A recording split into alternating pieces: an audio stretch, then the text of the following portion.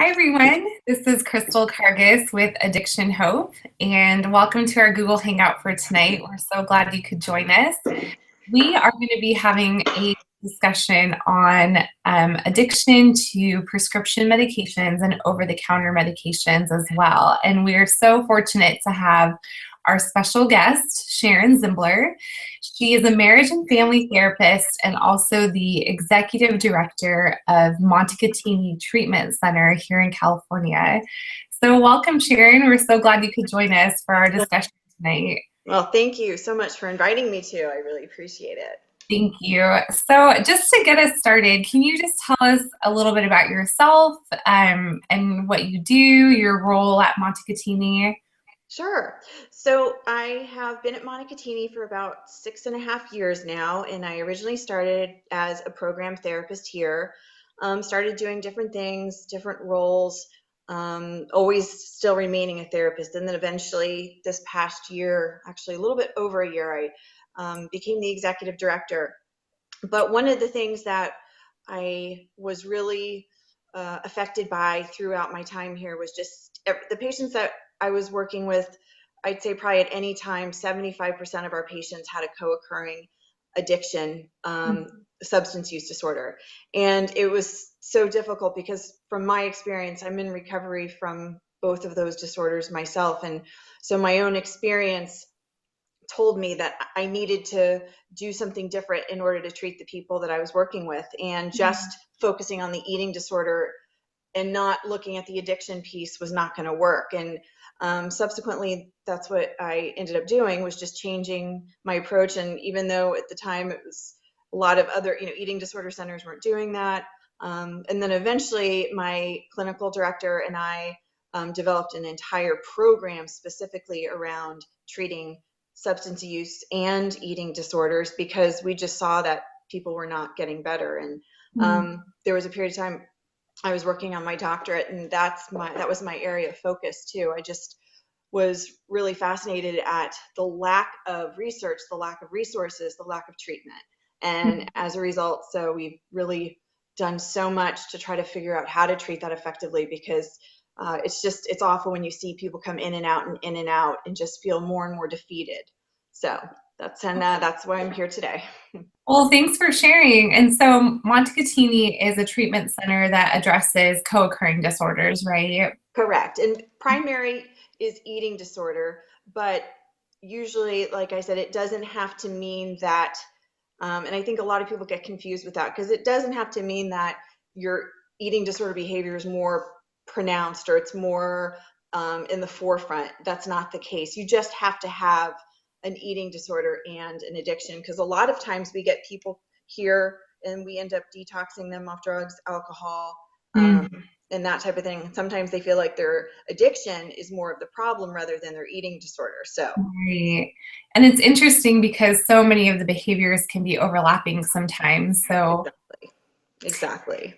Well, as someone who's in recovery and, who's obviously worked in this field for a long time, what are some of the key identifying signs and symptoms of addiction to either prescription medications or even over-the-counter medications?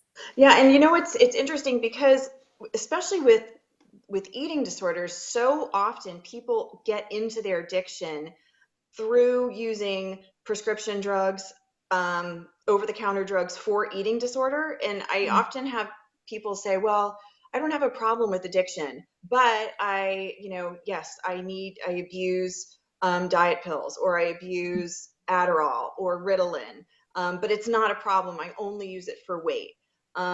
Because there are so many people that start their addiction basically by buying over-the-counter diuretics, over-the-counter laxatives. And then of course, prescription opiates and things like that. That's a whole different issue, because people use those too for eating disorder reasons and things like that. But what's hard is, like you said, the signs overlap, the symptoms, the characteristics are so similar. But I think the difference is with addiction, it's that it's that feeling of, I need this, I can't go without it. And then the craving, the thinking, the obsessing, and just not being able to feel settled, to be able to feel calm, peace until you get that drug. And even if it is something like diuretics, laxatives that are over the counter, diet pills over the counter, so many caffeine pills, anything like that, because so many people just go further and further on to more illicit drugs by starting off with over-the-counter medications. That's such a good point. And with the signs and symptoms overlapping so often with eating disorders and addiction, can you maybe pinpoint a few signs and symptoms that are more classic of just an addiction, I guess? Sure. So in addiction, it's, like I said before, there is the craving, the obsession, and a lot of times, and the hard part about addiction is it's so easy for a long time for people to keep it quiet because you don't, it's, it's not something you can always tell with somebody because it's not like there's always this outward sign that somebody is drinking or using. But what I think would be the most telltale sign is just like this anxiety. And if you do see changes in, sleep habits, weight, eating habits, a lot of just the basic, self-care things like not Right. taking as good of yourself, sleeping a lot more, lethargy, or feeling, or somebody saying, sometimes they're like, I just feel sick, or I have a headache, or complaints of like I said, some sort of illness or pain, because a lot of times that's what people end up, they use that as I don't know, as their own way to justify the use. And so they have to convince everybody else around them that they have some sort of issue. And, like, I'm so constipated, I have to get these laxatives, even if it's something like that, or I'm so bloated. But just, Right. you hear, I think, like that kind of excessive talk, or you see symptoms of, and then depression and mood changes, because that's such a big deal too, because the mood is completely shifts from, sometimes you can be completely normal and stable, and then all of a sudden it's angry, frustrated. That's another thing too, is you see a lot of anger, just irritation. So there's a lot of physical, emotional signs to look for it. So I don't know if that kind of gives you a little bit of an idea, but there's a lot of different types of things to look for with addiction. Yeah, no, that's really helpful. And I think a big thing, and you'd probably agree with this, is with addiction is often people are in denial, like you kind of mentioned that. At what point would a person really, realize that this is a severe problem. This is an addiction. This is something that I need help for. And maybe it's not the individual themselves. Maybe it's more like their loved ones or family members who are starting to pick up on things. Mm-hmm. Where's that fine line, where a person can begin to realize that this is something that is bigger than themselves, that they likely need help for, professional help for? Yeah, that's such a good question, because gosh, there's so many, it happens, and I have to say, people get sober, people get clean from coming from so many different places. Some people want to, some people don't want to, and it doesn't matter. It doesn't determine whether or not it's actually going to happen, because so many people end up getting clean and sober when they have no desire to do it. Because sometimes the denial doesn't stop, and sometimes it's not because somebody just says, I'm done, I can't do this. A lot of times it's family members or people saying, putting boundaries down, saying, I'm not giving you any more money, I don't want to see you, I don't want to talk to you, you're on your own. And it's people cutting, it's just losing more and more stuff, losing relationships, losing homes, jobs, friends, everything, and even then, the bottom keeps getting lower and lower. And I hear so many stories of, but the normal changes. So sometimes it becomes normal that, well, now I'm homeless, but that's okay. People can rationalize. I think that's what's difficult, because addicts and alcoholics can rationalize everything. So it may not ever be that you have a moment that you're like, oh my gosh, this is a problem. But at the same time, a lot of people do. I know for myself, even though everybody around me was telling me, I mean, how much worse is this going to get? In my mind, I didn't see what they saw. But I Mhm. had a few moments here and there, and I hear this with the people that I work with, that even if it's just a glimpse, sometimes it lasts for 5 minutes, sometimes it lasts for a few days, but a window, just for a minute, like, oh my gosh, this is a problem. Even if somebody doesn't say it out loud, but they may have that feeling inside. Mhm. If that's the case, that's the moment to seize. That's the moment to do something, because more than likely, giving it some time, it just will be, you go back to the way things were. Oh, that was just a moment. It's gone. I'm fine. I really don't need help. This is not a problem. And I think one of the things too, going back to just signs and things to look for, is that addiction, you have to be a good liar, a good thief in a lot of ways, and Mhm. a really good manipulator and sneaky to be able to maintain an addiction for a long period of time. So, people that are secretive or have, strange little rituals, those are all things to look for um, when you are suspicious or concerned if somebody is really struggling with an addiction. And that's a really good point. I think to really, when people are feeling intuitive in the sense that they're identifying that something's not right, I think you Mm-hmm. bring up a good point. It's important to pay attention to that and trust your gut that something Right. probably isn't right. So for people who are beginning to identify that something is wrong, what can they do to begin the process of getting help? Well, I think first of all, if you are even suspecting you have an issue, that's good. I mean, at least having that bit of insight is a good sign. And immediately seek out help, but only really from professionals who understand addiction, because unfortunately, so many doctors, so many psychiatrists, so many therapists don't understand addiction. And people will go, I hear story after story, and I was guilty of it myself. I was able to convince a therapist. I know people that were able to convince their therapists and doctors for years that they didn't have a problem. So you need to go to somebody who knows addiction, a professional who really understands addiction, and start talking about it and be honest. I mean, be Mhm. 100% honest. At the same time, I think one of the great things is there's so many resources available to people. So many, Alcoholics Anonymous has been around since 1935, and millions of people are a part of AA and get sober Mhm. through AA and never go to treatment. And there's, hundreds of 12-step groups. But, NA, there's also Smart Recovery. There's a lot of different types of community resources. But the one thing I really can't stress enough is that I think for addicts, it's easy to always compare. Well, I'm not as bad as her, or I'm not as bad as him, and I haven't had that happen yet. So I don't think it's that bad. But the thing with addiction is it doesn't discriminate. And you may be completely high functioning. You may have a 9 to 5 job. You may make a lot of money. You may have a family. You may be a mother or a father, whatever it is. But Mhm. it doesn't matter. People function incredibly well in full blown addiction at times. Mhm. So you can't compare yourself to other people and think, well, I'm not there yet. Um, so, but like I said, I think one of the most important things is really to start and ask for help right away, only from somebody who really knows it, though, and understands addiction.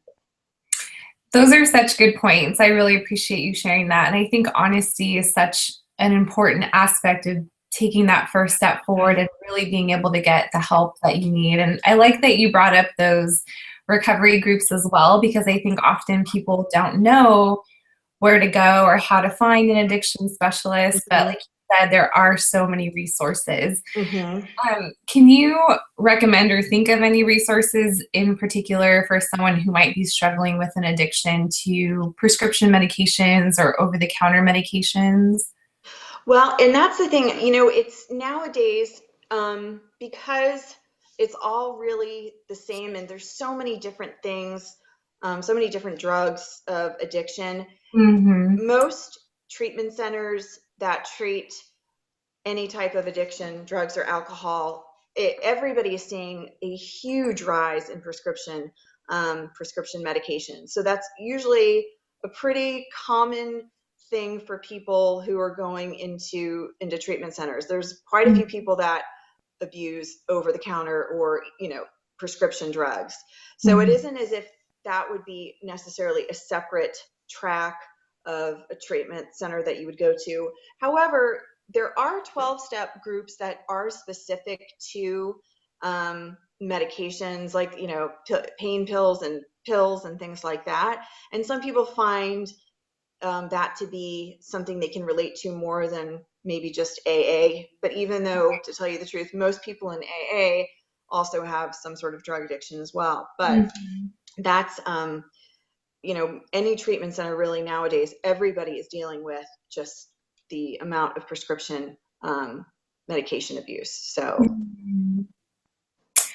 Well, thank you so much for sharing. And you have such a powerful testimony, especially coming from someone who has been through the journey themselves. So kind of just to conclude our little chat for tonight, what encouragement might you offer to either the individual who's suffering with an addiction to prescription medications, or, even family members or friends of someone who's struggling? Because I think sometimes it can be hard to approach such a delicate subject, even with someone that you love. What encouragement might you have for these people tonight? I would say that in the moments and in the times when it feels as though you are completely a prisoner to it, and that, the moments that I know people have that they think, I will never be able to stop this. I can't even imagine my life without this. I don't know how I can get through one day, 1 hour without this. And it feels so overwhelming and so powerful. And that is often the thing that stops people from trying, because they can't ever imagine it being or feeling any different. And all I can say is that you can't buy into that. And your feelings, even though they seem real, they're not. It's the drugs, it's all of that stuff, it's the thinking. I remember the one thing that got me through was I always thought I was different. I thought, well, they can get better and they're different, but I'm never going to be able to do it. I'm never going to be able to do it. I always thought I was different, and I know every addict out there will identify with that. I think what happened for me, and I think the most important thing, is I had a tiny bit of hope. Even sometimes when I was at the lowest, if I just had one tiny bit of hope, that was enough to at least give me the courage to take a step, or to at least try. And I think that I think one of the most, the things that really helped me is there were people out there who understood what I was going through, who had been in my shoes, who felt what I was feeling, and I wasn't alone. And I couldn't believe it when I heard other people saying and describing everything I was going through, because I felt so alone and so isolated in addiction. But to remember that people recover, people's lives come together, families come together, and people heal. And honestly, Crystal, for me, it was a gift. If it wasn't for the path that I went through, I wouldn't be where I am today. And you never realize that when you're in the moment. But, I've been able to kind of come full circle in my life and see that I am so much better of a person today because of my addiction, because of the way I changed my life, and because of what I actually, in the message that I can carry, and everything else. So it's not just never, ever give up hope. I think that's the key. Never give hope. That's such a beautiful message, and we just really appreciate you sharing, your own journey and sharing this incredible message of hope that I think people out there need to hear, that they're not alone and there are resources that they can get connected to. And it's just so incredible to see your own journey and where you are today, and how much hope, that gives to people who feel like they will never get better. So Thank you for that incredible message. We're so grateful that you could share that with us and our community. Well, thank you. I'm so glad I can. Thank you. Thanks, Sharon. And just in closing, can you maybe just give your website to Montecatini if in case anyone is interested in the co-occurring treatment that's offered through your organization? Sure. So the facility is Montecatini, and we are in Carlsbad, California. Our our website is www.montecatinieatingdisorder.com, and you can go on the website and get a lot of information on the type of programs we have, who to contact. And also something that we're trying to do also is we oftentimes get calls for people who don't even have an eating disorder, but they're just kind of desperate looking for some sort of help. Sometimes people who just have an addiction, but they don't know what to do. Even in those cases, we really try to help out as much as possible, because we do know a lot of things, have a lot of resources. We do have some good connections and ways to help people find help, because it can be daunting. It can be overwhelming. So feel free to reach out to us. Wonderful. Thank you so much. And again, thank you for taking the time out of your schedule to be with us and to share your testimony of recovery and hope. And we just really appreciate you having you on with us tonight. So thank you, Sharon. Thank you, Crystal. And just in closing, for anyone who's watching who's interested in finding out some more resources on addiction, please feel free to visit addictionhope.com. We have several resources for treatment as well as specific drugs. If you're interested in learning more about an addiction to a specific drug or alcohol, we would invite you to check that out, as well as information about our upcoming Google Hangouts and Twitter chats. So thank you again, Sharon, and thank you to everyone who was able to join us, and we hope you have a great night. Thank you. Thanks, Sharon. Bye. All right, bye-bye.